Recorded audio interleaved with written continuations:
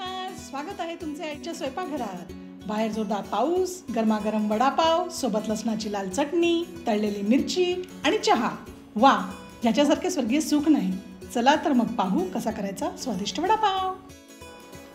सुरुवातीला आपण डाळीचे पीठ म्हणजेच बेसन घेऊ। इथे मी एक मोठी वाटी म्हणजेच 150 ग्रॅम इतके बेसन घेतले आहे। बेसन अगदी बारीक दळलेले घ्यायचे आहे बरं का। त्यात चवीनुसार मीठ, थोडा ओवा आपण चुरून टाकूया।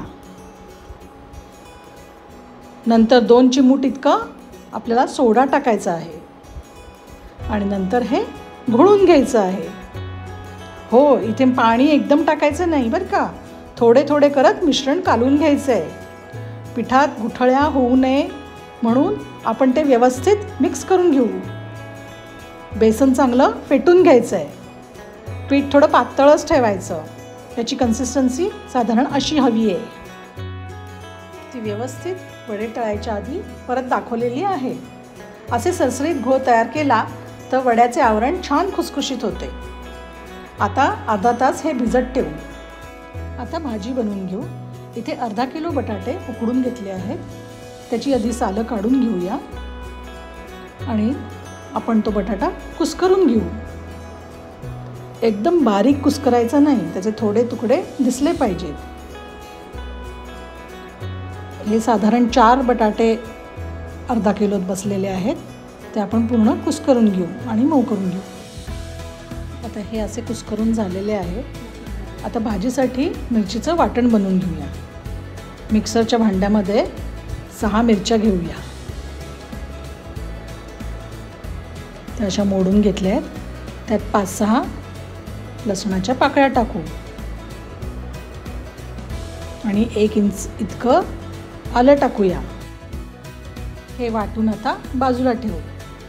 आता भाजीसाठी एक पॅन गॅसवर ठेवून त्यात 2 चमचे तेल टाकूया। तेल चांगलं तापू दे।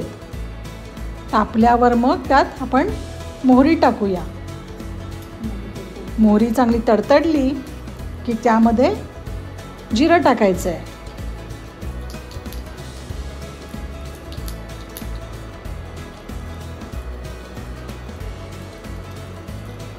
आता हळद,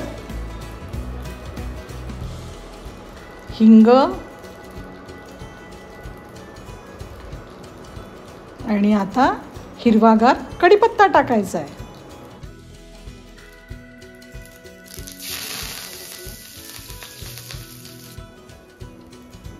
आता मिरचीचं वाटण टाकूया। ते चांगलं परतून घेऊया। तेलात एकसारखं करून घेऊया आणि या मिश्रणात आता आपल्याला चवीनुसार मीठ टाकायचं आहे।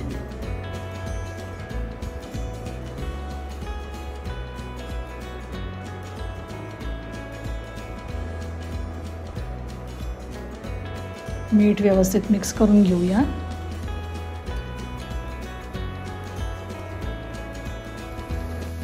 आता यामध्ये कुस्करलेला बटाटा टाकायचा आहे। सगळा व्यवस्थित टाकून घेऊया।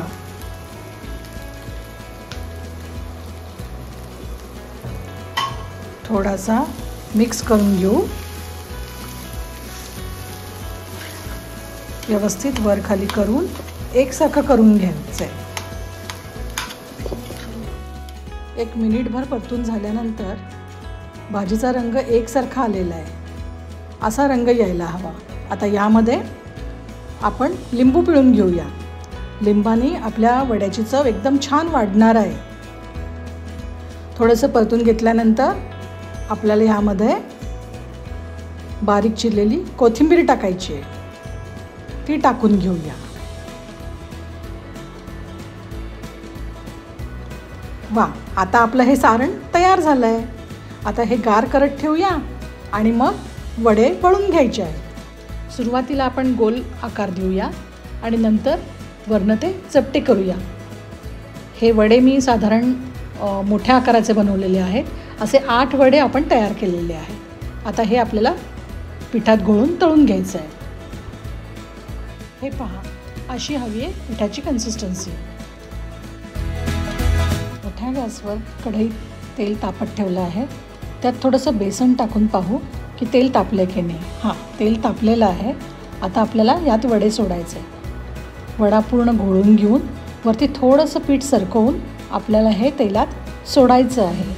सोडताना थोडंसं व्यवस्थित सोडा, नाहीतर तेल हातावर उडायची शक्यता असते. जपून करा हे थोडंसं. आता आपण दुसराही सोडूया. हां, असा वडा सोडायचा. मस्त तेल तापलेलं आहे आणि आपले वडे बघा कसे सुंदर दिसत आहेत. तिसराही सोडू. वा, इतका घमघमाट सुटला आहे. आता झाऱ्याने उलटे पालटे करून घेऊ. वा, छान रंग आला आहे. अशा रंगावर आले की आपण ते काढून घेऊया. एकदमच मस्त झाले आणि आकारही पहा किती छान वाटतोय. हे एका दुसऱ्या जाळीत काढून घेऊया. आता उरलेले जे आहेत तेही आपण तळून घेऊया. इथे एक टीप मी तुम्हाला सांगू इच्छिते. आपलं तेल आपण जेव्हा कढईत तापत ठेवलं होतं ते मोठ्या गॅसवरती ठेवलं होतं. पूर्ण तेल तापलं की मग थोडंसं मीडियम फ्लेम करून हे वडे जे आहेत ते आपल्याला तळून घ्यायचे आहेत. वा, खूपच सुंदर कलर आला आहे. वा, किती सुंदर वडे झालेले आहेत. आता आपल्याला चटणी करता चुरा तळून घ्यायचा आहे. हे पिठात बोटं अशी बुडवून आपल्याला ह्याच्यात सोडायचं आहे. हे जे तयार होईल हे तळून घेतल्यानंतर ह्याच्यापासून आपण लाल लसणाची चटणी तयार करणार आहोत. ते आपण पहिले काढून घेऊया.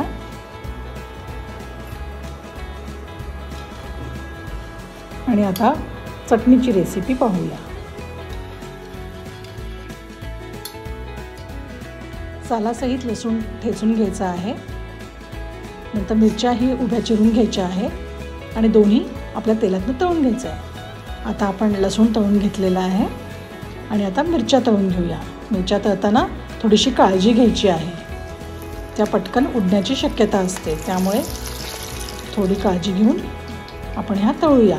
वा, मस्त तळल्या गेलेल्या आहेत. आता ह्याच्यावरती आपल्याला मीठ टाकायचं आहे आणि मीठ टाकून झाल्यानंतर त्या अशा आपल्याला घोळायच्या आहेत. आता मिक्सरचं भांडं घेतलं आहे.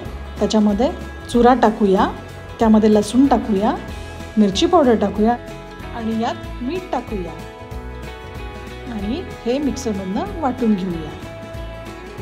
वा, काय सुरेख कलर आला आहे. आपली चटणी तयार झालेली आहे. आता आपल्याला ही पावात भरायची आहे. त्याच्यावरती वडा ठेवायचा आहे आणि त्यावर हिरवी मिरची. वा, रेसिपी तयार. तुम्हीही करून पहा असा वडापाव आणि कसा झाला ते मला कळवा. अशाच व्यंजनांसाठी व्हिडिओला लाईक आणि चॅनलला सबस्क्राईब नक्की करा. धन्यवाद.